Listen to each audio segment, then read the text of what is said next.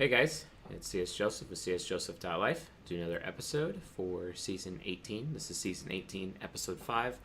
What is the first cognitive axis, also known as extroverted intuition plus introverted sensing? So the particular format for this particular lecture is a live lecture, which means I'm going to deliver the lecture, and at the end of the episode there will be a Q&A session for all of the members that we have joining us. Live lectures are available to silver tier and above, so like if you guys want to like get in on being a silver member, all you have to do is go to csjoseph.live/members, sign up as silver, which it's going to be changed to initiate in the near future. Gold is also changing to apprentice as well, and we're basically changing our nomenclature on the memberships very soon. But this is the live lecture, and if you want to be able to have an opportunity to get in on this Q&A, also get in on the lecture, and while I'm delivering it live, become a silver member, and you're good to go. Also, a couple of things. No, I don't really actually use lecture notes like ever, but what I do have is notes that tells me what the next episode is I'm supposed to be filming. I basically have everything memorized by heart for the most part. Although with the parenting lectures, I am having to do a little bit more research and provide that research for the sake of season 23. And so there have been a few lecture series in the past where I've had to do additional research. And one of those was like season 21, season 17 for absolute sure. Season 4, 6, and 13 as well were heavily research based, especially season 13. Although the queen archetype is like basically like, oh, drama, you know what I'm saying? But regardless, definitely. I generally just don't use notes or anything like that. I just kind of go with it, and because I have it all for the most part memorized. But every now and then I need to like consult a source and whatnot. And season 18 will get to that point, especially when I talk about the Enneagram and modes, basically, which will be towards the end of season 18. So if you guys, stay like strapped in for that. I know that I've held off on talking about the Enneagram for a long time. There is a reason for that. I just wanted to read one more book on the subject just to make sure that, for verification purposes, that I'm like on the right track with it. And then I'll be presenting my approach to the Enneagram, where it actually has value and where it doesn't have value, which is how it's used now, basically. It doesn't really have that much value. We'll be discussing some other things relating to Enneagram. But anyway, these next 4 episodes talking about the cognitive axes, these next 4 episodes are really, really important. You can kind of think that the next 4 episodes, next 5 episodes, or even beyond that, is basically a return to season 5, except with a lot more information surrounding, cognitive axis and how it works. And this will be especially important for people because these lectures we're actually going to be talking about various sentences, various sentence structures that could be utilized, and then you could even use this to look at people's text messages and be like, oh, they're obviously using these functions based on how they're talking to me, etc. So these next couple lectures are pretty important and kind of outline how you could actually translate written words directly into cognitive functions using cognitive axis analysis. I've not really gone into much detail about cognitive axis analysis, and while we do have it, actually, in the ultimate messaging formula, we have it in our beta test right now, where cognitive axis analysis is actually there, but most people don't really, understand that. So let me actually make an adjustment here, and then, okay, yeah, I used the wrong nomenclature for this, so awesome, there we go. So Yes, Enneagram is nurture. You're not wrong about that, Anthrax. Yes, it is nurture, but we are going to be using it to show how it affects nature. So it actually has some component of value to what we're trying to do. So yeah. But anyway, let's get on to the lecture, guys. I'm going to be sharing my screen here for this. Cool. And there goes my phone. So, all right. Awesome. All right, so what is the first cognitive axis? It's known as earth and water. So why is it the first one? The first one, the reason why is because if you guys remember earlier within season 18, right? We talk a lot about input, process, and then output, and then feedback, okay? And every single thing within our cognition actually follows this system, this loop, basically. Input, process, output, feedback. It's like an Ouroboros almost. It's just kind of, in general, how it works. Now, the first one within that is extroverted intuition. And then process is introverted intuition. And then the output is extroverted sensing. And then the feedback is introverted sensing. So the first cognitive axis is actually these two, and they providing these two components of this loop, essentially, because this is a loop. And the reason why it's the first cognitive axis is because nothing in existence could exist without extroverted intuition. Extroverted intuition is largely attached to this right here, also known as yin energy, okay?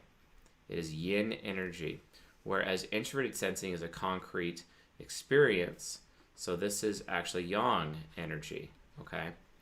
And so this is literally, extroverted intuition. That's the substance. It's yin energy.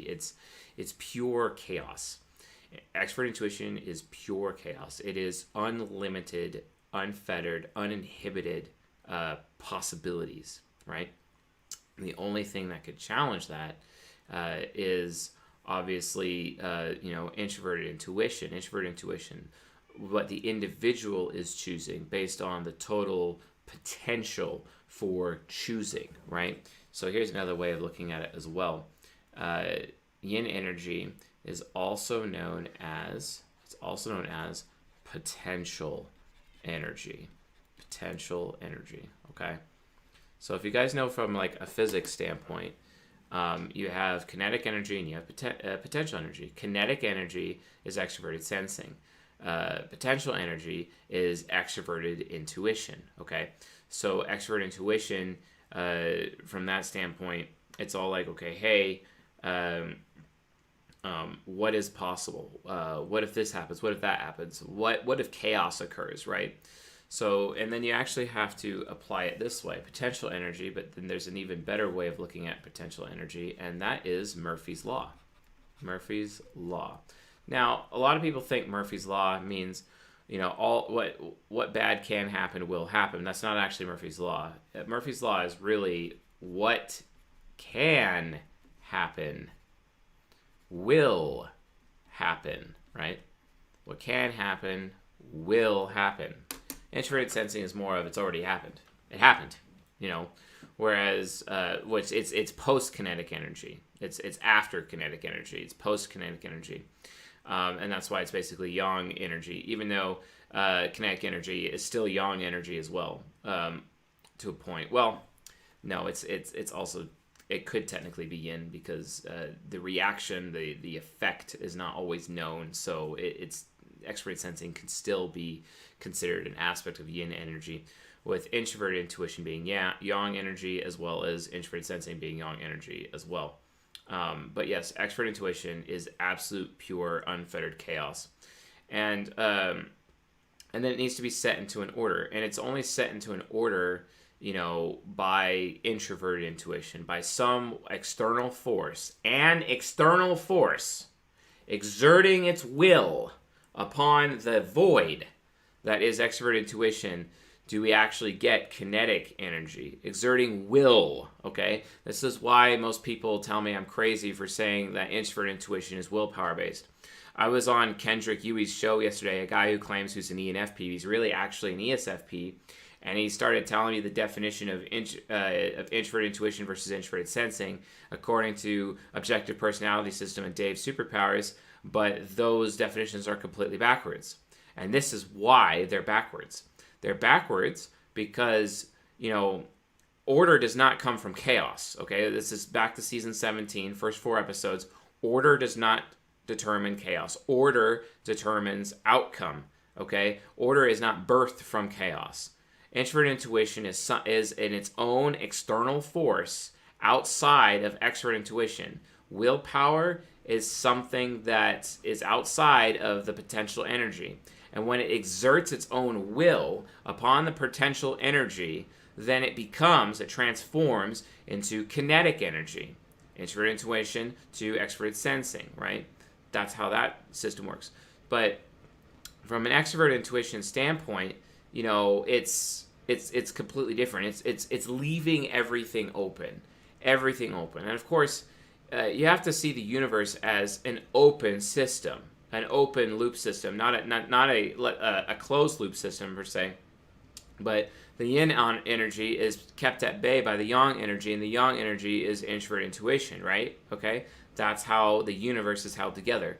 Also, this is basic Taoism. If you haven't read the Tao Te Ching, what are you doing? It's an excellent read.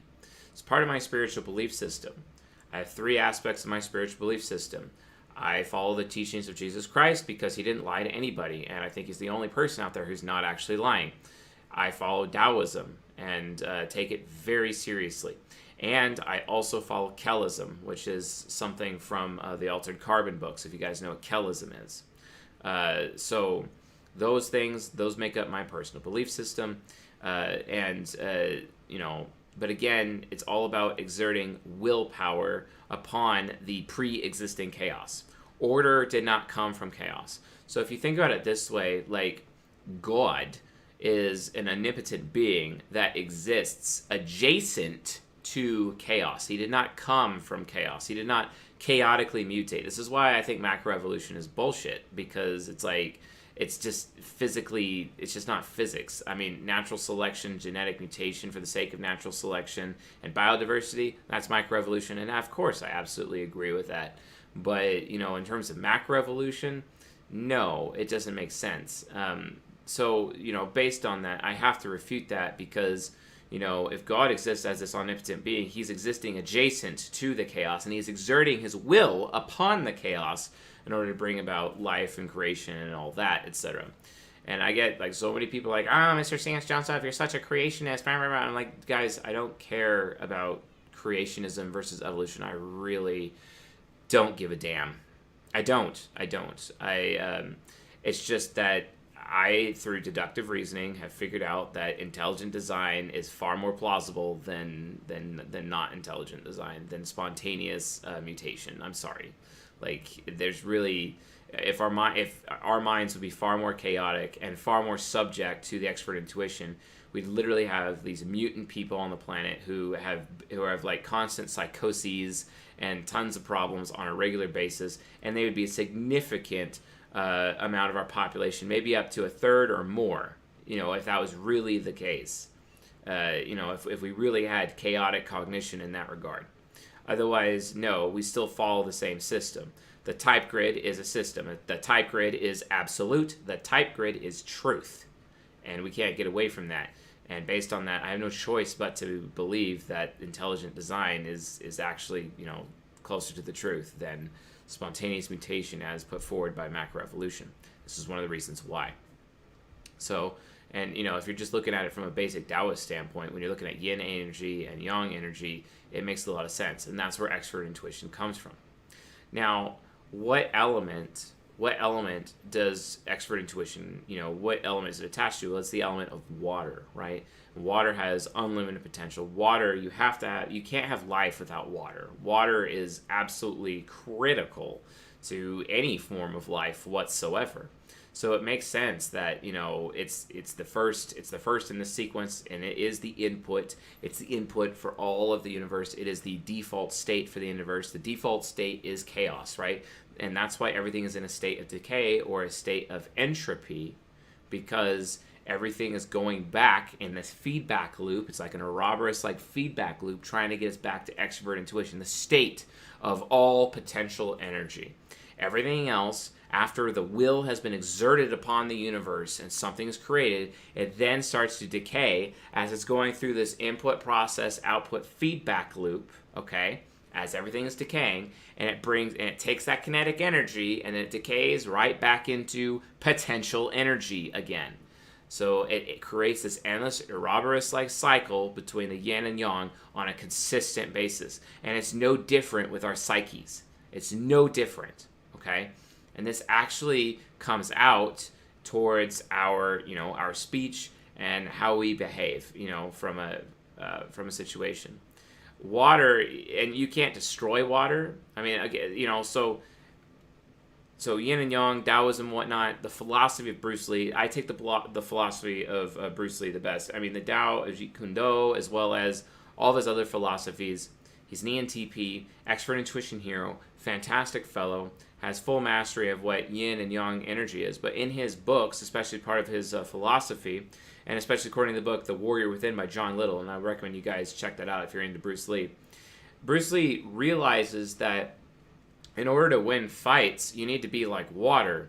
But of course, in order to win life, you need to be like water.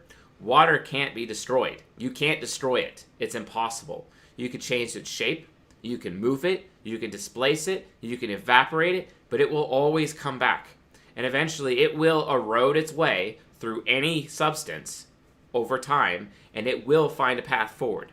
It will flow. And that's the thing about expert intuition.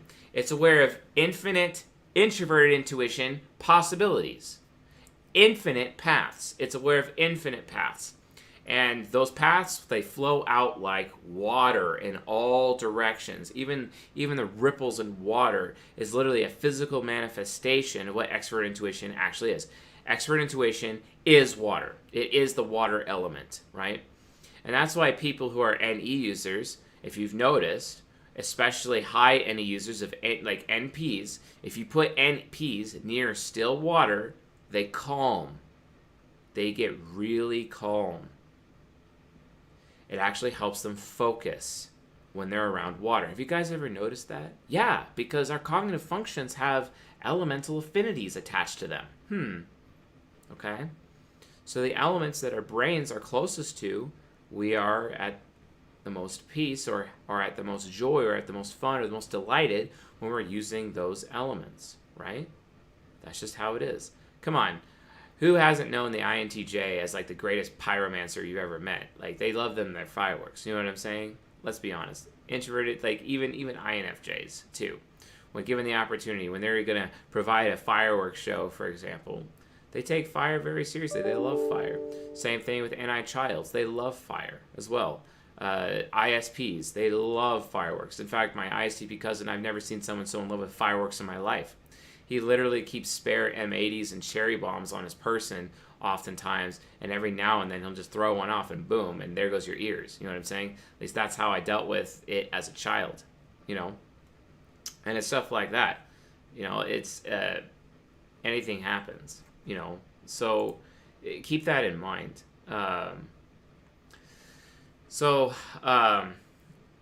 Yeah, fire can't beat water, although it can hold it at bay for a little bit. So it's there it is. But the point is, like when you're looking at the four elements, there is a lot of elemental affinities out there, and we're going to be talking about the elemental affinities as we go through these lectures. Okay, But Murphy's Law is literally extrovert intuition. What can happen will happen, okay? Well, Murphy's Law, there's another way of looking at it this way. From a quantum physics point of view, there's a quantum physics approach. And here's the quantum physics approach. And it's like observation of probability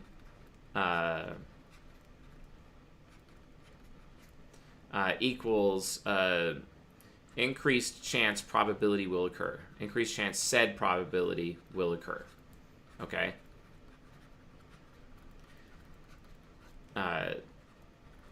Okay, so this is really interesting. Okay, so this is actually the introverted intuition side, or at least extroverted intuition contains multiple introverted intuition to it, right? So I'm gonna draw like the single point of origin, okay, which will be right here, introverted sensing, okay, and then it's got unlimited paths going from the single point of origin. And all of these little paths are introverted intuition choices. Little tiny introverted intuition choices. Okay? Little itty bitty buddies. And I.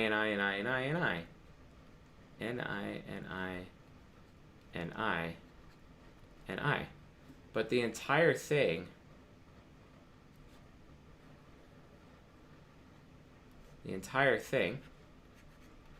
is contained within extrovert intuition. Extrovert intuition. The entire thing. This is the components of extrovert intuition. It takes an introverted sensing single point of origin with unlimited introverted intuition choices that are available to an individual, and then someone being aware of a person's choices as a result of their own personal experience. This is what extrovert intuition actually looks like. That's all it is. That's literally what it looks like. And, it's super important. So as a result, an introverted sensor who is also an extrovert intuitive, they can see other people's NI choices. That's literally how it works. And this is why, extrovert intuition wants to, basically, another word for saying it, it's desirability. People who have NE want to be desired by other people, especially in a sexual situation. But you have to see, when chaos or yin energy or extrovert intuition is impacted by willpower, extrovert intuition, that impact is literally the exact same thing as, copulation in a sexual encounter, basically. It's the same. It's literally insemination, okay? That's the whole point of yang energy. That's the whole point of the masculine energy. Yin energy, extrovert intuition, is the feminine energy, okay? And when extrovert intuition basically, exerts itself upon that energy, that's why the symbol for extrovert intuition is like that symbol in that game Ingress with the enlightened, etc. And the symbol for the aliens is this symbol. Well, what is that symbol? Guess what? It's an obelisk. What does the obelisk symbol mean? It's a giant penis, folks. That's what it is. And it's all about exerting one's willpower through yang energy onto the yin energy of the void to create life, okay? That's why the obelisk also represents the generative force, okay? Granted, I don't like talking about satanic symbolism oftentimes in my lectures, but that's just the reality. I mean, this is like the entire Freemason lore, which I've studied heavily, and I've had the opportunity for high-degree Freemasons to express to me exactly how their belief system actually works. There's nothing Christian about it, but it's so energy how they understand these basic dynamics of how the universe works, but you don't actually hear it really talked about very much, inside churches or anything else, etc. The closest you can get to it is Taoism, which is probably one of the reasons why I highly value Taoism. But again, the obelisk is a giant penis. That's what it is. And it's all about exerting one's willpower onto the universe and exerting in that yang energy upon the yin energy in order to hold that yin energy back, to keep the feminine in check, because the feminine will just go everywhere in one direction. We see this on a regular basis through the feminine sexual strategy, which is known as hypergamy. The feminine sexual strategy is constantly trying to optimize its relationships with the yang with the masculine, trying to optimize to get the best possible masculine. So the feminine wants to provide the highest amount of challenge, right, to the masculine, and it wants to have that challenge met by the highest masculine it possibly can. This is some of the basic aspects of hypergamy, also known as the feminine sexual strategy. Sadly, today we live in a society where open hypergamy is actually being, practiced on a regular basis, because men's ability to keep the yin energy in check is no longer societal. It's no longer basically accepted or conditioned by society. It is what it is, right? So the thing is that yeah, and thank you for bringing that up, 3X. So 3X added a point about quantum theory, and she says, quote, "One of the oddest predictions of quantum theory, that a system can't change while you're watching it, has been confirmed in experiments. The researchers demonstrated that they were able to suppress quantum tunneling merely by observing the atoms." And yes, observation is the key. So that's the thing about people who have extrovert intuition. They're able to provide a form of observation upon possibility, upon the great what if. All NE users do this. It's just some of them have higher NE than others, which gives them higher awareness of that. So as a result, we have to, make sure that, people come to an awareness of this system. If you observe a probability, you will increase the likelihood that will occur. So if you look at these little introverted intuition spokes within this introverted sensing point of origin, the past, basically, you have, and basically the first cognitive axis, earth and water, it is an Ouroboros. It is an Ouroboros. So it's one of the reasons why the CSJ logo itself is an Ouroboros. If you actually look at the logo, it's an Ouroboros. So keep that in mind. So based on that, it's important. And yin energy wants to be desired by the masculine. It wants to provide challenge to the masculine in order to coax or coquette the masculine into chasing after it, basically. Introvert intuition is the masculine, it's the chaser, and the NE is the chasee. This is why NE users in relationships need to be desired, okay? That's how that works.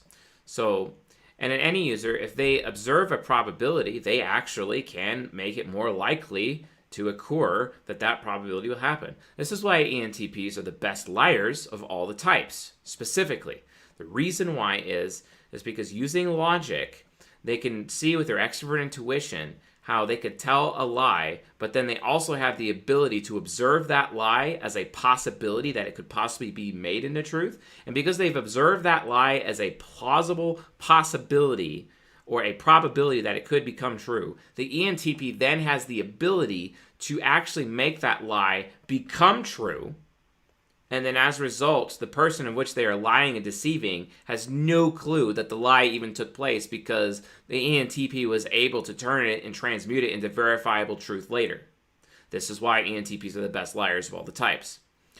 As my former ENTP mentor taught me, this guy, I'll call him Digi, we worked in some clandestine related activities for a while involving social engineering. He's a government contractor for the U.S. government. He works on, he does security, social engineering, and the like. Fantastic hacker fellow and whatnot. But for him specifically, he taught me, Chase, the best lies are the ones that you can make come true, right?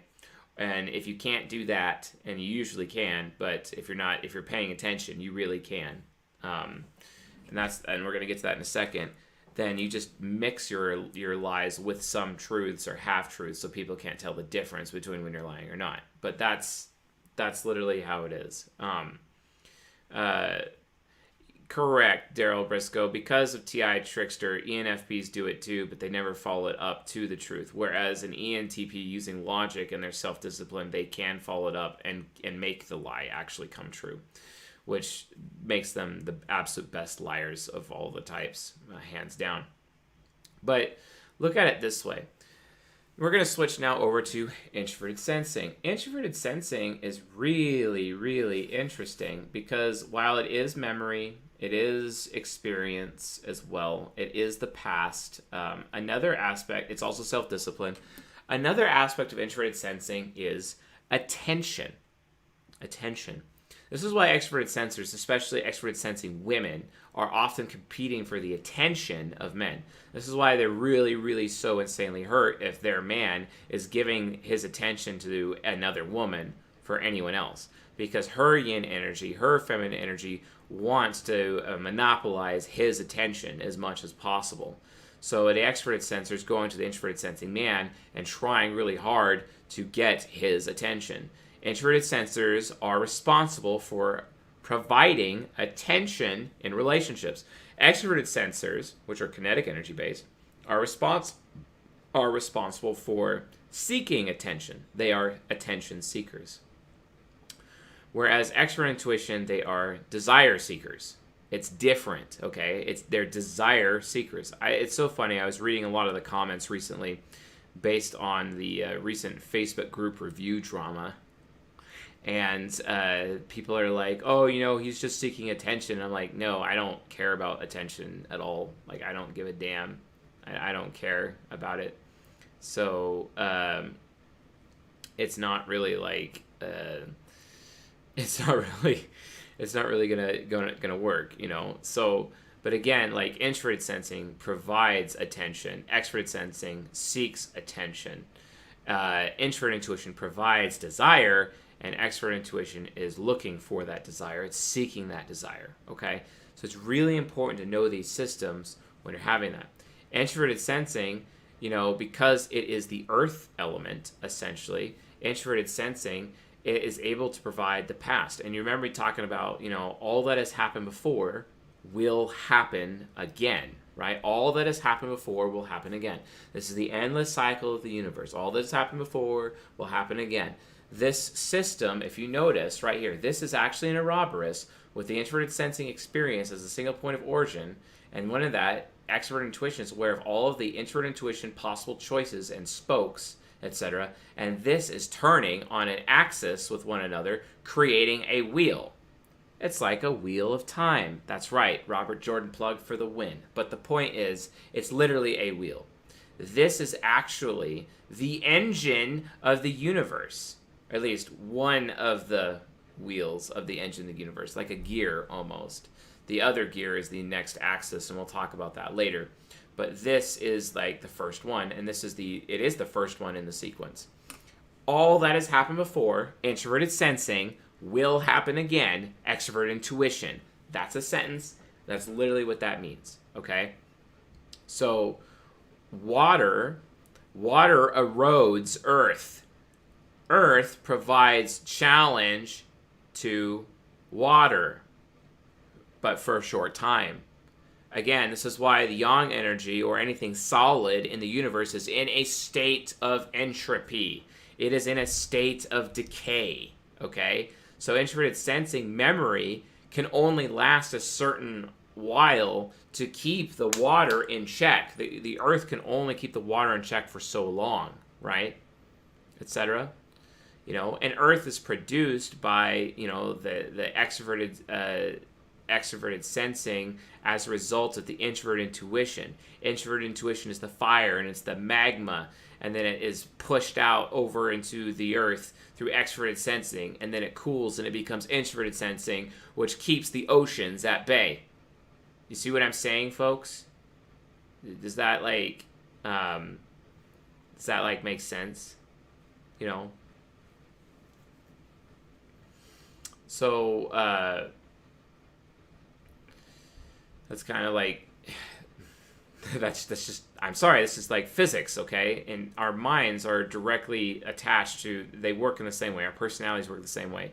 You guys have to realize, going back from a biblical example in the book of Genesis, that, for dust you are, and dust you will return. Human beings, are made out of earth and water. Human beings, our minds, everything, we are a part of this universe. We are a part, physically a part. Every aspect about us is all about, we have such a huge connection to the earth that no one else would have that connection to the earth, as much as we have this similar connection to the rest of the universe, because our minds are still structured in the same way as the universe. Our brains, the universe itself is the collective unconscious, essentially, the collective everything, but our brains have its own collective everything within its own self.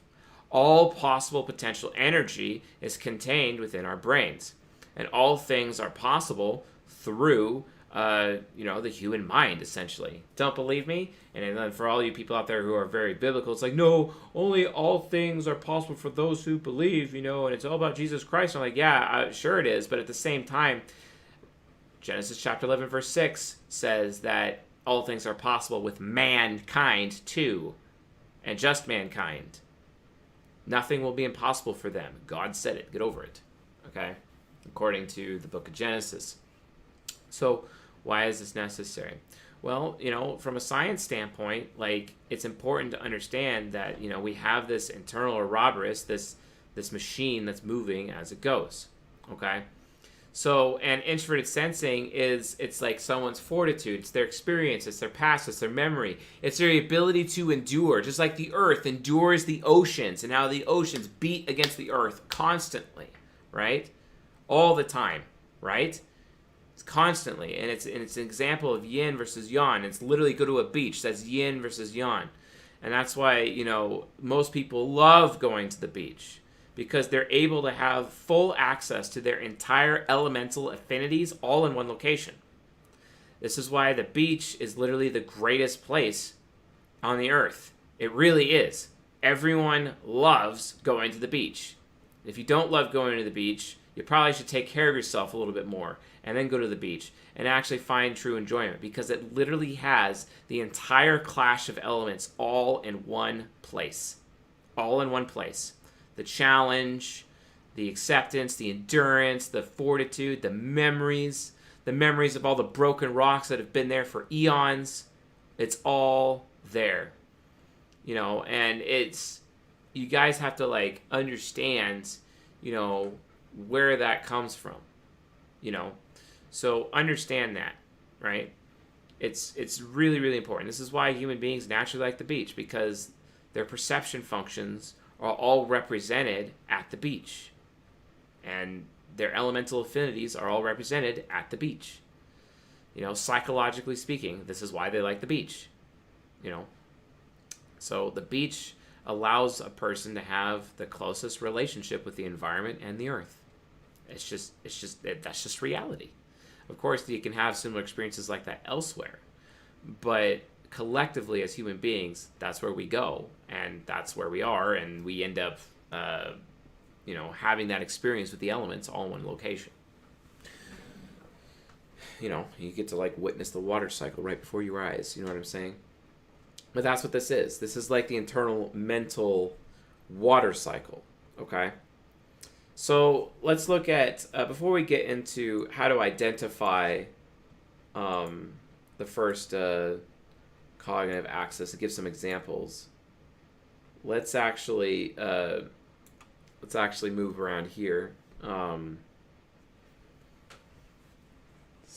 right. Okay. All right, so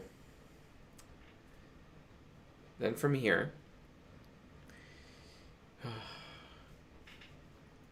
let's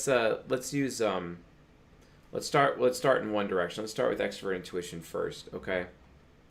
So I see a possibility, okay? I see what's possible. And this creates an option or options or a choice, okay? An option or options or a choice, okay? And what I end up doing is that, as an extrovert intuition, it's like, hey, do you want that? Or, hey, you might want to do this, You might want, right? You might want to do this. Consider this option, And extrovert intuition users, they produce choices for other people. Doesn't mean they take those same choices. They produce choices for others. Okay, that's the whole point of extrovert intuition. That is the chaos. That is the potential energy. Extrovert intuition is aware of potential energy. It is aware of all possibilities. It's aware of all possible futures, okay? You guys ever read Dune? Extrovert intuition is prescience. You know what prescience is? Prescience, the ability to see into the future and know all possible choices and all possible options, all possible desires someone could have, right? All possible choices that they could make.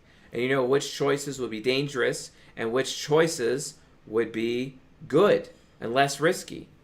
Extrovert intuition is also known as consequences. Okay? It knows the consequences. It's also aware of effects. Well, it is also the cause and effect. It's aware of consequences. This is why SPs who have no extrovert intuition do not know the consequences of their actions. That's why they're jailed more than any other types. Because they don't mentally know the consequences of their actions. Because they're not going to know the consequence until it's after it's already happened or while it's happening. They're like, oh crap.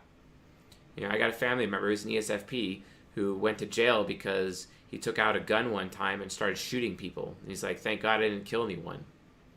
I just, he went to jail for assault and battery, but luckily he didn't kill anyone. And he was very thankful, and then he got out of jail and he was good to go. You know what I'm saying? Fantastic fellow. Cool ESFP. No idea the consequences of his actions. And then he understood the consequence of his actions when it happened, and then he never did it again. Okay? So, lack of awareness of consequences. Extrovert intuition people, they are all about awareness of consequences. They understand what all the options are. They understand what all the choices are.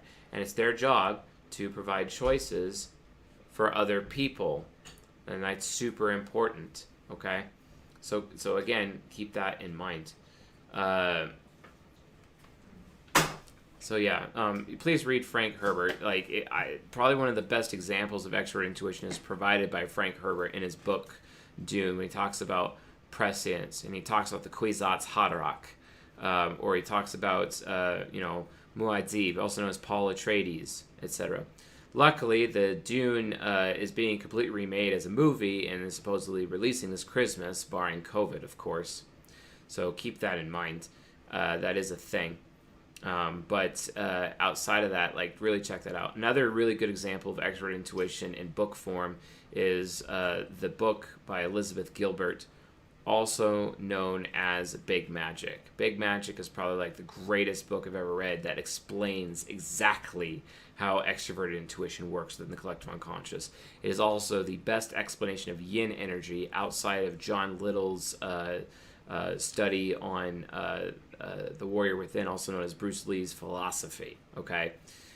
Because of extrovert intuition. So introverted sensing, however, it's the firm. It's very firm.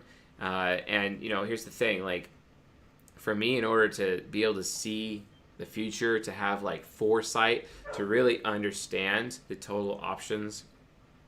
Can you make him stop barking? Thank you. For him, in order to see all of those, in order for me as an extrovert intuitive to actually see all of the options, this is why NE users, when they're first starting out and they lack life experience, they cannot help, and this is one of the most annoying things about them. My dad complained it all the time, and I remember doing it as a little kid. They are an unlimited source of conjecture. They are an unlimited source of speculation, okay? And guess what? It is inaccurate AF. And I spelled inaccurate wrong. Inaccurate AF. It's like a waste, But this is what extrovert intuition looks like in its absolute weakest form. Because they lack life experience, extrovert intuition is worthless, basically. It's completely worthless because extrovert intuition, it's still part of this loop, input, process, output, feedback. It needs to have feedback from the past in order for it to understand where it's going. It still requires a point of origin in space-time, etc. And, it's... Like, that's just kind of how it is. You know, you have to understand that, you know, conjecture and speculation is what ends up happening all the time from an NE user. You know, every now and then I'm even at risk of over conjecturing and offering speculation without, you know, having as much verification. And as much as I could verify my conjecture and speculations, it's not really going to be very fruitful for me anyway if I don't have the life experience to back it up. However, you can empower your expert intuition. This is why it's on an axis, because remember, it spins on a wheel, etc. You literally have, you know,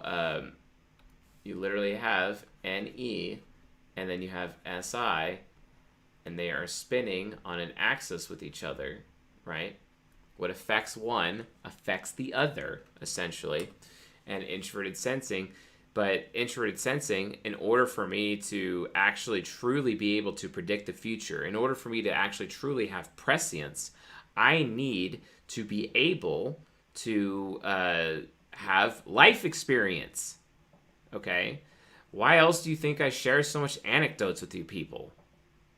Because I'm able to see what's going to happen to all of you because I've experienced it myself. I can look into your futures. I can look into your fate. You know, guess what? Prescience is awareness of fate. Okay? That's what that is. That's literally what that is. Okay, for some reason I lost the feed. I don't know why. That's odd, but it still says it's live. Okay. But that's really annoying. Wow. I can't see the chat anymore, and I don't have enough life experience here to go back into the chat and actually see the chat. This is really frustrating. Wow. Okay.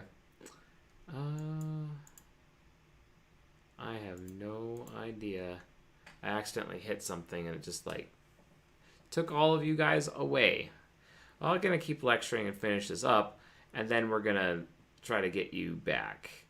So at least have that. So, weird. Anyway, so extroverted intuition spins on the axis with introverted sensing. Introverted sensing becomes that point of origin. So if I am able to have an experience, a life experience, yeah, thank you, bro, for that. I appreciate that. If I have a life experience, this means I can predict that same life experience happening in other people, basically. That's literally what it is. This is how this cognitive axis works. If I had an experience before where something happened to me in life, right, then that means I can predict if and when other people will have that same experience. And that gives me prescience. That gives me the ability to predict. That gets me the ability to know their fate.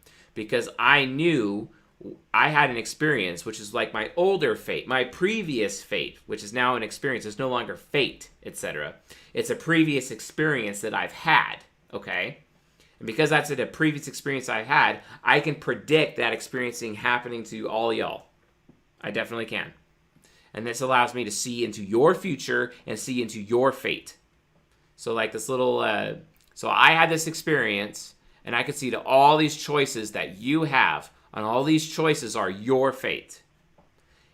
These choices also include a little bit of my fate, because I still have introverted intuition nemesis, which is still contained within the ecosystem of my extroverted intuition, okay? It's still contained there, right? So I can even use my extroverted intuition to see what choices may even be available for myself. But there's still choices that are available to everyone in general. It's not necessarily it's the best choice for myself. That's introverted intuition. Okay? It's completely different. So this is why I end up, taking a shotgun approach to life oftentimes. Like when I'm applying for a job, I get my LinkedIn profile to all-star status, and then I apply to like 60 plus jobs. Whereas an introverted intuition user will search for which job that they want the most, and then they will just apply for just that one. Good luck in this world. Good luck. So it's a shotgun approach. It's also why NTPs, when they're playing first-person shooters, they prefer shotguns whereas NTJs end up preferring sniper rifles. Very simple, okay? Introverted intuition users love them snipers. Extroverted intuition users love them their spray and pray, and they love them their shotguns, okay? That's literally how it works, okay? So, yes, you can literally type people based on their guns that they use when they're playing Halo. Yes, you can. So, again, your own personal experience gives you the ability to use your conjecture and your speculation, which is a form of prescience. Use your prescience to be aware of other people's fates. And because you're aware of other people's choices and options, as a water NE user, from the Earth experience that you had as the point of origin within space-time, basically, because that's what introverted sensing is, the past, and that memory is decaying, by the way. And because that experience is decaying over time, your ability to see in the future decays with it. So what you have to do is keep renewing new life experiences constantly as an SI user to keep your ability to predict and see into others' futures and see into their choices, provide them options, see into their fate, see the consequences of actions, and make yourself desirable. You have to do all those things to keep your NE strong.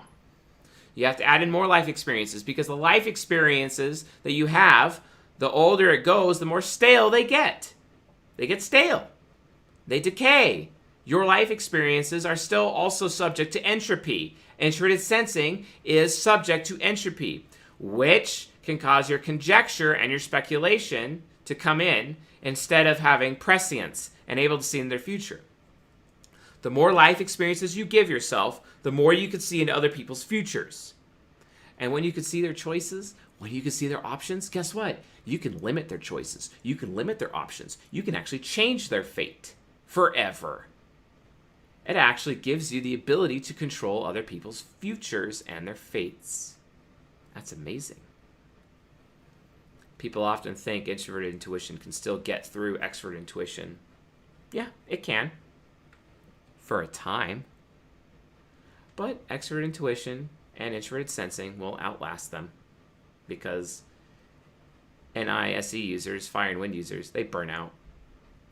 SI users can outlast them. They can endure. An extroverted intuition will be always there to erode the introverted intuition user. Sorry, guys, that's just how it works. Because guess what? The yin energy eventually prevails against the yang energy. So the yang energy has to continue to exert its force of will upon all of reality in order to keep the chaos at bay. That's how this works. Okay? So this is literally how, our minds work. From an elemental ability, from a universe level, from a reality point of view, from all of it. And if you want to be the best SINE user in your life, you need to empower your expert intuition by getting as much life experience in as you can and shove it down your throat. I have a bucket list. I actually actively work on my own bucket list. I learned how to longboard recently. I'm longboarding like crazy. Why? Because I'm going to use those neural pathways that I developed for longboarding and transfer them over to snowboarding this winter. So I'm going to be snowboarding at some of the best ski resorts ever. Because I've never done it, and it's always been on my bucket list. And I continue to improve myself by gaining for myself new life experience. Okay? This is absolutely imperative for people to understand. Okay? So, now let's look at some examples of earth and water, SINE people, in our sentences, in like how we talk. Okay? So, I'm just going to put this here, and then I'm just going to go through. I'm going to use red letters so it's easier to see. All right, so here's one. Worked for me. It will work for you. Okay? SE users love that. Because an SE user, so if you look at it this way, this is an SI. This is the SI piece of the sentence. Okay? And then this is the NE. Actually, hold on. I completely screwed that up. Yes. So the SI part of the sentence. This is the NE part of the sentence. Okay? Worked for me, it will work for you. Okay? You see what I'm saying? SINE. It will work for you. It will. It will. Okay? It's an external will. It's not I will. It's like work for you. It will for you. It will for you. External. Extroverted. It will. Intuition. Extroverted intuition. It will work for you. Right now, at 54 minutes and 40 seconds within this lecture, this right here is the concrete evidence that I am correct about the true definitions of the functions versus everybody else in the entire world with their bullshit definitions that are constantly causing all this strife and chaos, etc. This is reality. This is how it actually works. This means what we're doing within this community means we are correct. Everyone else is not correct because they don't understand the fundamentals of how the functions even come out, even in our speech. It's really annoying, and I can't stand it. Okay? It's like really annoying. So going beyond that, work for me, it will work for you. Or hold on, let's do that. So okay, okay,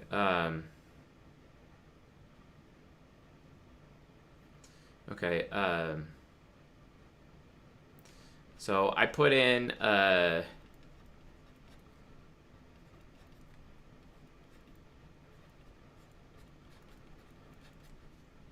okay, so I put in a lot of effort.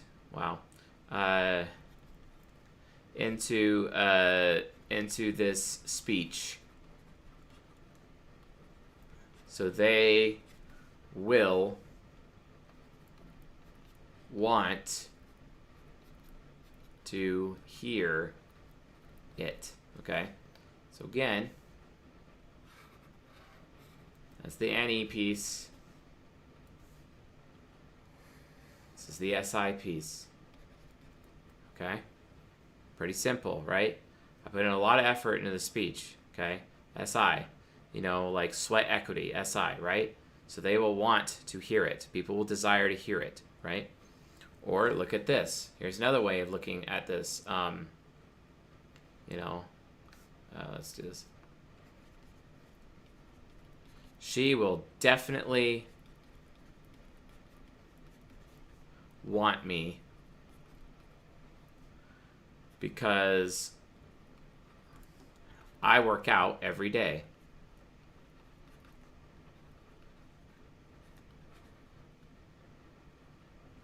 Okay, so I will work out because I work out every day. That's introverted sensing. Okay? She will definitely want me. That is extroverted intuition. See what I'm saying, guys? Our very speech patterns literally show cognitive axis. Okay? And if you look at everything from physics, from how the universe works, yin and yang, equilibrium, all of this, every aspect of our minds really is boiled down to just these basics. You can literally see how our consciousness is literally a mirror of the rest of everything that we have within our lives. And you gotta realize that this is just the norm here. This is literally the norm, okay? Okay, so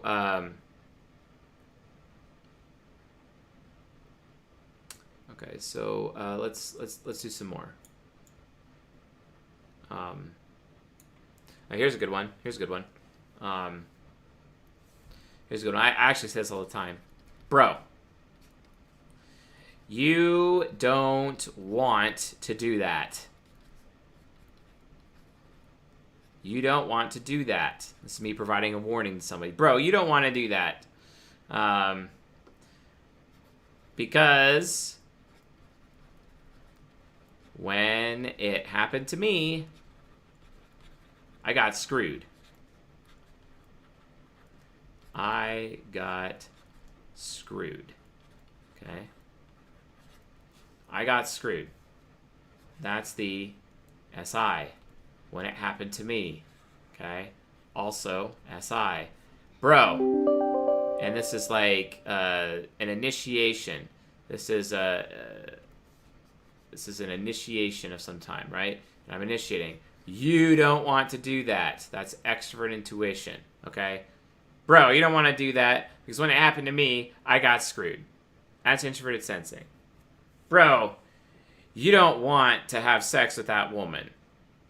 Like, because she's obviously, and, insert all these colorful metaphors. Or, bro, you don't want to get that job because I worked there. You don't want to have that. Or, hey, I used to work at Dairy Queen and it was a shit show. You're not going to want to work there. Another example. Okay? Right? Or, look at it this way, from a positive side. Be like, you like from a positive side, like, oh yeah. I loved eating there.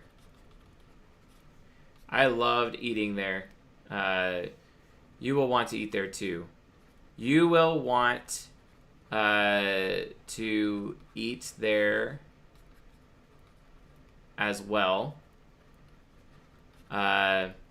Order the meatloaf. This is actually something that happened to Railgun and I. It was an INTP guy. And he literally told us to order the meatloaf. And I'll be honest with you, I would never order meatloaf at a restaurant. But he told me to, and I did. And it was delicious. It was amazing. So I loved eating there. Introverted sensing. Okay? You will want to eat there as well. This is extrovert intuition. But he's being informative. Order the meatloaf. This is technically introverted sensing from his point of view, but it's producing an extroverted sensing effect because he's remembering that he enjoyed the meatloaf. But because of human nurture, it's producing SE nature informatively, or SE nurture informatively when he's telling me informatively that I should get the meatloaf too because he had it. Okay? Again, this is how sentences work with SI and E. Okay? Understand that. It's really hard to turn this into an algorithm. Doable, but hard because you have to consider nature versus nurture, and there's a whole bunch of other things that go along with it. But guys, this is the basic infrastructure. You look at their sentences. This is how, when I'm doing the live stream, I'm typing famous people, I listen to their words, and I'm able to identify cognitive axis and identify functions. Because here's the thing. When you're trying to type somebody, you're using the type grid, and you're doing cognitive axis analysis, you look at their sentences, and you just break down their sentences into which axis is this sentence. And once you know which functions are at play, if you identify successfully one function, the other function would have to be present somewhere in the paragraph or within the same sentence itself. It would have to be accompanied. Sometimes those functions are silent because sometimes people get informative. And what they're implying, that's where the missing function is through implication. And the reason why it's hard to turn this into an algorithm because of informative people.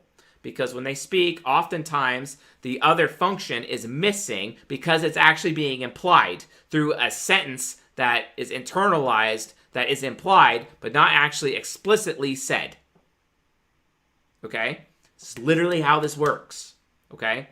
So if you practice, you can type people, whether they're direct or informative, and understand and see which cognitive axis is coming out of their mouths. And then what they're wearing, even their visual typing features, it's all connected to cognitive axis. And once you identify one function, you automatically know what the other function is. If you identify introverted sensing, you know they're an NE user automatically. Which means you just eliminated half of the types on a type grid. That's cognitive axis analysis. This is how this works. Okay? Anyway. So, What is the first cognitive axis? It is earth and water. Si plus Ne. This is literally how introvert intuition, or how extrovert intuition works. Single point of origin with unlimited possibilities. And people who have extrovert intuition are prescient. They literally can see in the future. The higher the extroverted intuition they have, the more into the future possibilities they can see. However, until they get more life experience, it's not accurate. But once they do have life experience, and more life experience than most people, their extrovert intuition, their ability to see into the future and affect your fate and change your choices and change your options, limit your options, give you more options, change your fate, change your future forever, the more they can, the more experience they have. Don't forget this. You cannot outlast an SINE user. You can't, if they have life experience. So, the more experience they have, the more they can do that. The thing is, though, SINE users oftentimes are trying to produce choices for your benefit and give you a better life. For example, bro, you don't want to do that because when it happened to me, I got screwed. That's an example of me helping somebody and providing warning. This is why SI users, especially SJs, provide warnings to other people because they've had bad experiences. And introverted sensing wants to be safe. It's all about safe. Introverted sensing wants comfort. It wants safe. It wants to be able to be left alone because it's just a rock, and a rock just wants to be left alone.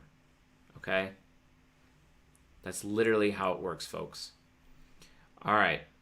That's the end of this lecture. We're going to now begin the Q&A session while I try to figure out how to bring up the freaking chat because I don't have the chat here and I have no idea why. So let me adjust my camera here. Okay, got that here. Let me adjust this here. All right, and then okay, so the camera's adjusted, and now I am somehow got to figure out how to get the live chat back because I can't see it. Analytics, viewer activity, stream health. Apparently there's a merchandise button, which I don't care about, but for some reason I can't see. Maybe if I hit the edit button. No, the edit button is not helping. Okay, this is really frustrating. Okay, Google. How to get live chat back from YouTube Studio during a live stream. Hashtag embarrassing. Yeah, I can pull my phone up and read you the questions. Okay, yeah, you could do that. Do that. All right. Let's see here. Okay, hold on. I don't even have the share link for some reason. It changed that entire interface on me. I don't even have the share link anymore. It's really annoying. Let's see here. The share link. Oh, hold on. Expand menu. No, that's not it. Maybe if I zoom out. No, that's not gonna work. 1 second. Okay. Where's the one where you're live? Hold on. There we go. I asked a member of the team to get me the stream link so that I can actually see the freaking chat from my phone. I think that's the best way to go about doing this. Are you live on YouTube? Yeah, but it's a private live. All right, cool. I got the link. Thank you. And got my phone out for this. And going to this. Thank you for the idea. It was very helpful. All right, and then I'm going to open this up and go down. Awesome. All right. Cool. Yeah, good thing I can't see your comments. Thanks, Candace. Seriously, thanks. Right. Okay. All right, so Where's the dog? The dog is where he belongs, in his crate. That's where he belongs, because he's going to be there for a year at least until he calms down. He destroyed my deck recently, so not fun. He's not to be trusted for right now. Until he's like 18 months old. Yeah. Any users start out immature because of speculation. That's what I'm talking about. Like, wow. So interesting how SE users just laser in on, the buzzwords. So, there is no difference between speculation and paranoia. They're technically the same thing. The difference is that paranoia is a far more pessimistic viewpoint of speculation, to answer that question. All right, go ahead and throw in the questions, guys, now that I can actually see what's in here. And no, I didn't Google it. I used DuckDuckGo like a sensible human being. Come on. Yeah. All right, so Michelle Way, she asks, what? So no Q&A after all this? No, that's not my forte. Like, just ask. It's fine. His chaos is impenetrable. Okay. Any questions, guys? I'm here. I'm ready. I'm able to see the live chat, so... All right, we got a question. We actually have a question. What was your question? Do SE users make any users more dangerous by giving them more experience? Yes, they do. But then that creates more choices for the SE user later, which they really like. Yeah, it's a balance for shared experiences. All right, Abby Lynn asks, can you make little worksheets with more examples of sentences broken down like that? Or for the nerds, can you make worksheets with the answers in the back so we can practice? Yes, those worksheets already exist. You go to csjoseph.live/portal. You go to the ultimate messaging formula, and you get the ultimate messaging formula. And it has all of that. The ultimate messaging formula is based on something similar to what I have presented in this first lecture. Okay. All right, so Cole Stewart asks, beaches appeal to NESI users and NISE users equally? Absolutely it does. If not, what locations appeal to NISE users? Anywhere where there's a lot of wind, anywhere where there's a lot of heat, basically. Heat and wind, which is present at beaches, especially at sunny beaches. The sunnier beach, the better, basically, for NISE.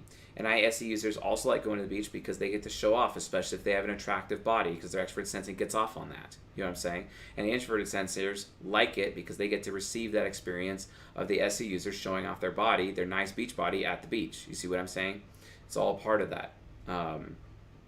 So we can do that. And then let's see. Candace says, so I'm like an ocean with water streaming out every possibility, but all connects back to the source. Yeah, basically, and the source is like your experiences in the past. It's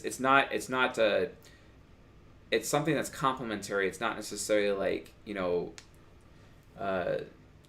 more of a cause and effect. Like introverted sensing in the past, this memory caused this past effect that I had to deal with. This memory had this effect, and then as a result of that, I had to I dealt with the consequences of that effect. Now I know the consequences of that effect of that past choice, so then I'm able to predict it later, right? Emailed Anthrax says, is it easy for introvert intuition dominance to achieve decent forms of extrovert intuition? No, not really. It's not. You can develop your extrovert intuition by using it in a more mature manner instead of an immature manner. That's really loud. Okay, Michelle White, OMG worksheets. If I can just figure out this, I need practice times 10,000. Okay. Marky Mark, how do you set solid boundaries with NI child ISFP who won't respect boundaries? You tell them that you either actually abandon them and tell them that you will abandon them because it's like, why should I be loyal to someone like you whose freedom of choice just makes me uncomfortable and puts me at risk all the time? You know what I'm saying? You have to show them what the consequence of their choice will be, and then when they make that choice, you carry it out with impunity, basically. That's how you deal with that, and that's how you enforce boundaries in that area. Okay. Sam Blankenthorne, kind of ironic how SINE users love to give great advice, but then don't learn from other people's mistakes. Got to make their own. That's correct. That's one of the issues about introverted sensors is that they can only really learn from their own mistakes, and especially if it's an SI plus FE user, if they're crusaders, they have to learn everything through trial and error. An SITE user, at least the SITE users, the philosophers, can read about other people's experiences, and through research, they can also trial and error through the research and technically learn through people's mistakes a little bit, but they still have to learn through their own. They still have an aspect of trial and error, but trial and error is far worse for crusader types. Absolutely worse. Daryl Briscoe, how can an SE child explain to an SI hero that some experiences are not worth having, even though she really wants to experience things that can be very overwhelming? Okay, well, the thing is, though, is that the SI hero, like, sometimes, like, think about it this way. Human beings, in total, were told to not touch the hot stove. What did human beings do? We touched the hot stove. Therefore, we got punished. You know what I'm saying? Like, as soon as Eve decided to have sex with the serpent in the Garden of Eden, because that's what the forbidden fruit is, folks. It's sexual intercourse. As soon as she decided to have sex, well, her eyes were opened. Kind of like how, when someone's no longer a virgin and their eyes are opened. You see what I'm saying? It's that entire point of view, right? And then based on that, everything changed. And then she started asking herself, well, what if Adam gets a new wife? I can't stand the thought of another woman making him more happy than I could, so I have to get him to do this with me. So then she convinces him to have sex with her, and he loses his virginity as well. But, not even Adam had the opportunity to take his own wife's virginity. It's funny how that works. You know what I'm saying? But, like, that's just an example. People are going to make their own decisions regardless of how much influence or will that you put on other people. Extroverted intuition, when you're an any user, you're not using necessarily willpower per se. You're using and exerting your will on somebody else. You're actually just influencing them, right? And you're basically playing a giant Xanatos gambit with life. So what you have to do with this SI user is like, okay, you have to punish them. You have to take away their creature comforts. You have to create actual consequences that you can enforce. If they're too old for that, then it's too late. You probably should have thought of that a long time ago, but you probably didn't know, so it's not exactly your fault, right?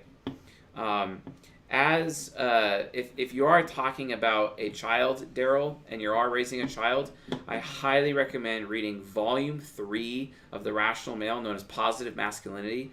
Chapter 1 is an amazing chapter. It's got like 8 parts to it on how to parent properly. It's especially critical that men read that book. Of course, I think all men should read all 3 of those books anyway, but that book really delves into masculine parenting and really can seriously help. Not only that, it may even help you improve your own relationship with your own father as well in the process. So consider that.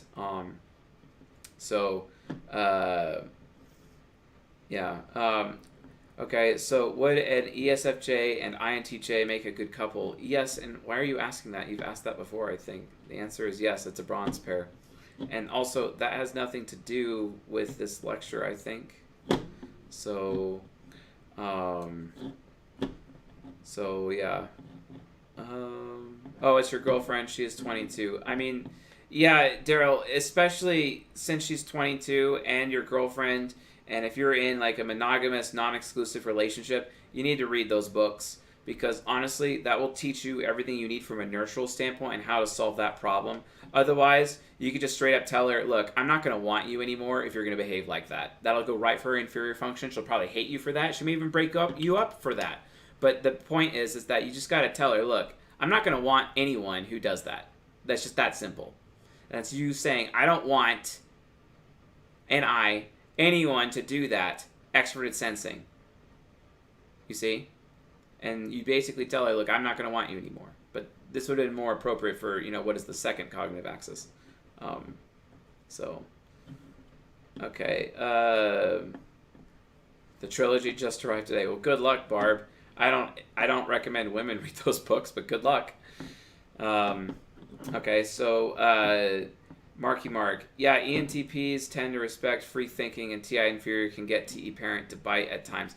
That's true, but the problem with TI inferior, dude, is that TI inferior is trying so hard to get everyone else to listen to it, it won't listen to anyone else. I'll be honest, folks, TI inferiors are the most closed-minded of all of the types. As much as I can complain about TI parent or TI hero being stubborn AF, like STPs, even NTPs, they get super, super stubborn. But nobody is more closed-minded than a TI inferior. You know what I'm saying? So just keep that in mind. That's why TE parent is necessary to pull out the whip on TI inferior, to get TI inferior to where it needs to be. That's one of the reasons why the bronze pair works. Email Anthrax. Are there any suggested mental exercises for NI users to improve their extroverted intuition? Yes. Recognize that just because something is possible doesn't mean it's going to happen. People with low NE oftentimes assume, even though people with low NE completely get in the face of any users and complain about their conjecture and complain about their speculation, complain about the fact that this any user doesn't have enough life experience to provide proper predictions. Still, though, they're hypocrites because the SE users with low extroverted intuition still assume that just because something bad can happen, it will happen, and then they act accordingly. It's the most annoying, hypocritical thing in the world, and I hate it. I absolutely hate it. It is cringe. It's super cringe. My father used to do this to me all the time as a child. All the time. In fact, a lot of the Templars in my life, including my aunts, including both of my STP cousins, and I have 3 STP cousins, they all did it to me. It's so annoying, and it is so cringe, and I just have to get away from them when they're doing that. It's really terrible. So basically, don't make assumptions with your expert intuition. Realize, okay, yeah, it could happen. Doesn't mean it's going to, you know.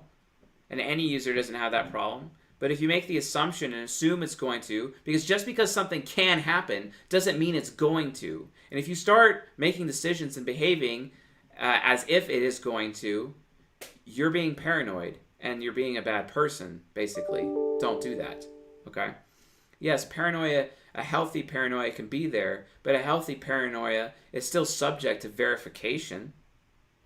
A healthy paranoia is still subject to trust. You see what I'm saying, guys? Yes, TI inferiors, they're closed-minded. When they aspire, though, and they do like, TI royalty or TI king or queen, etc., they can be extremely open-minded because no one can out-listen a TI inferior when they're aspirational. But sorry, they're until they get to that point, they're closed-minded people. How often does SI parent come off as NI parent because of absolute duty with good atonement to any child? How could SE come into play with NI parent in this case versus any child with SI parent? I have no idea what you're asking, Durian. Can you break that down in a different way? Like, I have no idea. Come off? I don't know what you're saying. Marky Mark, I've noticed TI inferior can get hit really hard, even if you're playfully bantering with TI critic, and then you wonder why they're sensitive. I don't know what it's like to be them, though. So Michelle Way says, so when I always expect the worst, and then whatever happens, I'm okay with it. That's wrong. I generally expect the worst to even things out. Expecting the worst is not evening things out. Expecting the worst is creating a self-fulfilling prophecy via the law of attraction. And yes, folks, the law of attraction, while it's usually considered an occultic teaching, it's actually in the Bible, so get off my back for all of you people out there who like to point that out. But the point is that, like, you're literally engaging in the law of attraction and you're creating self-fulfilling prophecies because you expect the worst. That is the definition of extroverted intuition nemesis, extroverted intuition critic. Not so much any trickster because they're just kind of like so unaware and they think they actually know. And it absolutely is for any demon. Probably the most. So you can't do that. You can't expect the worst. It's wrong. You're technically projecting things in other people, and they will react to your projections. And then because you're projecting that experience of the extroverted sensing onto those SI users around you, this is why the meme exists. Never push a loyal person to the point where they no longer give a damn. You can actually go too far. You can. And then you'll be abandoned. And it'll be your fault. And then guess what? That person will end up being in a relationship with somebody else. And then all of a sudden it's like, oh. And then you start accusing them for that. Oh, maybe you didn't want me this whole time. Maybe you weren't really loyal to me this whole time. And it's like, actually, you were the one that pushed me away. But you're too arrogant and closed-minded and conceited to actually understand that, you see? INFJs have this problem all the time. It's one of the most frustrating aspects of them. This is why INFJ women also, out of all the types, exercise open hypergamy more than anybody else. They do it. INFJ women. ESTP women are second in line to them when that happens. With ISTP women and ENFJ women, like Templar women really struggled in this area. But it's especially bad with the INFJ. They are the absolute worst. And I actually had it happen personally to me when that self-fulfilling prophecy came around. And then all of a sudden I come to find out, because she got so insecure, this INFJ woman I was in a relationship with, she actually started having a sexual relationship with her ex-husband and a college professor at a major Washington University, and had a lesbian relationship on the side while she was in a relationship with me, all at the same time, because she was too insecure, because she expected the worst. Well, guess what? She created the worst because she expected the worst. Basic law of attraction, guys. You can't do that. So, okay, Durian's back. Awesome. Thank you, bro. Okay, so SI parent can be so driven that it seems like it's NI parent. Yes, it can. It's like, because like I know some SI parents that like they race cars, they jump off bridges, they do base jumping, they do skydiving. Yeah, for sure. Okay, so made worse by the fact that any child can get pretty metaphysical. How do you spot that? Well, you have to see, are they being concrete? Are they being abstract? You also have to see if they're being affiliative, right? You also have to, like, you use the temperaments and the interaction styles to go from there. You got to use the other aspects of the type grid to check your cognitive axis work. While you can get accurate, if you truly understand cognitive axis, you can have absolute accuracy with typing people through cognitive axis analysis. It is possible. But at most, you'll only be able to eliminate it down to their quadra. At most. This is why you still have to rely on interaction styles, temperaments, and quadra analysis, potentially. You don't necessarily need quadra if you focus on cognitive axis first, because cognitive axis will reveal quadra, but you can't break it down from there. So in order to break it down from the quadra, so if you're looking at SI parents, right, you're still at 2 quadras, because you have an ESFJ, which is Crusader quadra, you have an ESTJ, which is a philosopher quadra. So you need to do the other side of the axis. You have to look at the decision-making functions to find out, okay, is this person a philosopher quadra? And then once you know if they're a philosopher quadra, you got to break it down further, which means you have to start going into interaction styles and temperaments to break it down from there. That's the whole process. You cannot rely on any one of these things to actually get you a correct answer. You have to use the other vectors on the type grid, because the type grid is literally an abacus, okay, with all these different vectors, with potentially unlimited vectors to use the type grid, because the type grid is truth, and based on that, you can, you can handle it from there. You can identify their type. So don't just rely on cognitive axis. You have to use other things. Does that make sense, sir? Yes, Michelle, if it is your fault if you have no friends. If you want friends, you have to show yourself friendly. You have to initiate with people. All you have to do is call up one of your friends or somebody who could be a friend, or talk to someone and be like, hey, I want to go do this. You should come with me. That's all you have to say. I want to go do this. You should come with me. Or what is the ultimate pickup line for an NE and SI user for the first cognitive axis? What's the ultimate pickup line, guys? What is it? What is the ultimate pickup line? I'll show you. I'll bring up my screen for you right now. If you're going to initiate with someone as an SINE user, here's how you do it. Tony Stark style. We're going to be channeling Tony Stark for this. An ENTP, okay? Robert Downey Jr. style, right? Here's the ultimate pickup line. This is a pickup line that I would use as an SINE user, right? Here it is. All right, so I am going to get gelato. Do you want to come with me? There you go. The ultimate pickup line. It doesn't have to be about gelato, guys. That's not the point. I'm going to go get gelato. Because you're stating what you're doing right now. You're stating, I'm going to do this. I'm doing this. So, or I could actually simplify it because when you're saying going to get, people could be like, oh, that sounds like introverted intuition. You have to understand that when you're saying I want could also be construed as introverted sensing. So you could say it this way. I am getting, because you're sure, so there's surety there. I am getting gelato, okay? I am getting, that's surety, okay? Introverted sensing, surety, because to you it's like, this is what I am going to taste. This is the experience I'm seeking. That's what I'm going to get. I am getting this. Do you want to come with me? Okay? This is NE, okay? This is how you, as an SINE user, pick up people. This is literally how you ask them out, okay?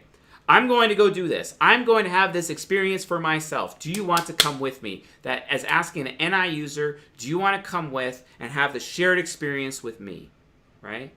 Okay? That's the SINE version.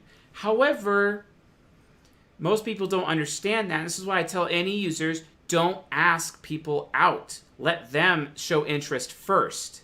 Because you're going to come off as creepy, especially if you're an ENP. You're the creepiest mother effers out there. Myself included. I am creepy AF. And that's just a fact. So what I have to do is just make myself desirable and provide social proof so that other people desire me. And it's not just in relationships. It's in anything that I do. Even like business related stuff. I can't talk to someone randomly on the street and like invite them to do something. Anyway, it's all about invitation. Okay?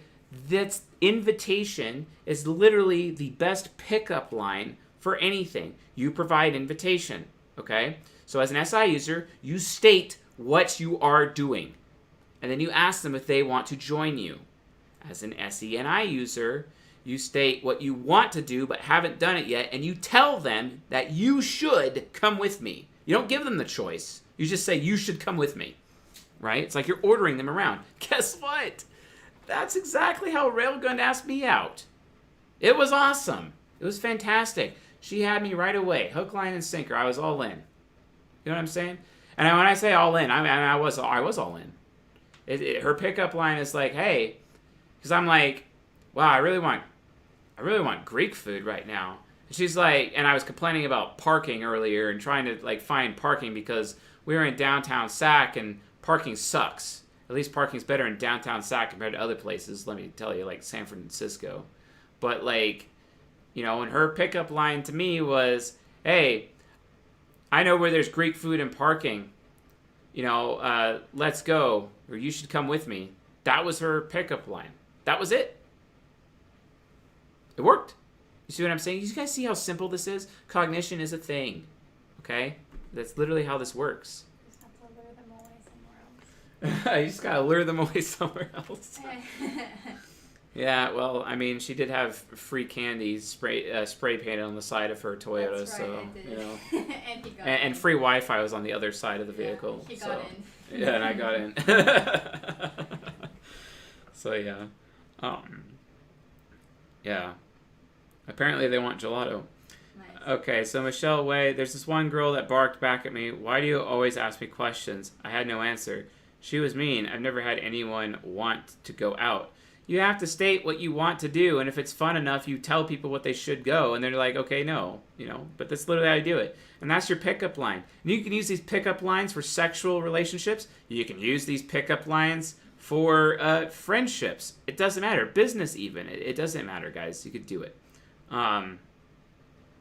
So, yeah.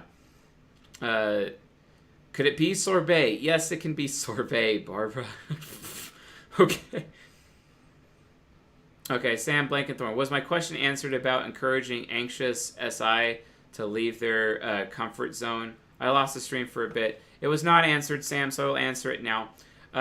Yes, encouraging anxious SI to leave their comfort zone is absolutely critical, especially for SI inferiors, more than anybody else, okay? And that's one of the benefits of my marriage to Railgun, because we do things that put me outside of my comfort zone all the time. Like, for example, I would have been really scared to, like, and would have never have gone rowing or sculling ever. And then I learned it because she's like, I want to go learn this, you should come with me. I'm like, okay, so I did. You're like, is my heart rate up 24/7? Maybe. But does that matter? I'm just joking. Yeah, exactly. But we made it work, and it was great. INFJs are direct, yes. Way to go, Railgun. Free candy would be creepy AF if you were a dude. Yeah, fair enough. Email Anthrax. I think the force is a form of NE influencing NI. Should I tell film theory? I mean, go talk about that film theory guy on YouTube. That guy's pretty cool. How about Halo Top for keto chase? Okay, that's fair enough. Hey, I lost 10 pounds on keto recently. It's been great. Go get your keto cookies. I want not keto. those cookies. No, I want something that you can make. Yeah, okay. You cook better. So, I have the full realm of situations. Thanks, CSJ. I'm learning so much from it. No problem. These questions are sore bet sick. Okay, whatever. All right. Fair enough. Well, I don't even have the end stream button. This is a sign. This is Keep little. going for 10 more hours. No, this is not. I'm not good. I'm not doing This that. is a sign. I think one time you said my husband was a TP. I think he's ESTP. How's that with an INFJ? Are you sure he's not an ENTP? I look at ENTP for him, and ENTPs are kind of the hardest people to type. ENTPs always end up with INFJs. Yeah, ENTPs always end up with INFJs. Romaine, do you think ESFJ could help you develop FI Trickster? They are so demanding for FI, it's draining. Not my ESFJ sister. No, it actually makes it worse, so I have to go away. No thanks. Which type is much more likely to get social anxiety? ISTPs and INTPs. Let's keep it on the topic of this lecture, guys. Okay.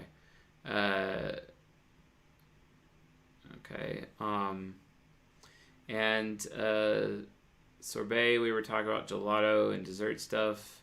Costco has keto ice cream bars. I work sales at Costco. Yes, I have them in my freezer, and I have them all the time, but I don't want that right now. I miss cookies, so. Yeah, the cookies that aren't processed. Yeah, the cookies that aren't processed, so. Okay, well, it looks like we're running out of questions, guys. Think that's it for the stream. And the dog is barking again, so we're going to have to take him out. Oh, okay. He wants his INFJ girlfriend. He's Chinese, engineer, very quiet. I'll look it up. Blows up sometimes. Rare. Probably an INTP. Check that too. But it sounds like an NTP, Michelle. I got to take the doggo out. Is there a way for NI to influence NE? Absolutely. But that's for the next lecture, bro. Absolutely, there is. What did he ask? Is there a way for NI to influence NE? Yes. Wow. Yes, there is. I do need real food. Yeah, well, I had to eat too. Yeah, well, keto's not for everybody. Only endomorphs. So endomorphs benefit from keto. Ectomorphs benefit from veganism. And like if you see an ectomorph doing keto, they'll start to get fat. And a mesomorph benefits from Kinobody AFL basically, but it's really just you eat 40 to 50% protein, and the rest of your macronutrients for the day is split down the middle between carbohydrates and fat, and you do intermittent fasting still, even though you're not on keto. Yeah, like only 2% of the population is like meso though. When does CS Doja start? Soon, very soon. Have a good night, Chase. All right, cool. Well, thank you all. I hope you enjoyed this lecture, and I'll see you guys next month for the next one. We'll be discussing what is the second cognitive axis, which will be Introverted Intuition, Expert Sensing, Access. So I'll see you guys very much, and thank you for everything, and I'll talk to you guys later. Now, how to turn this off.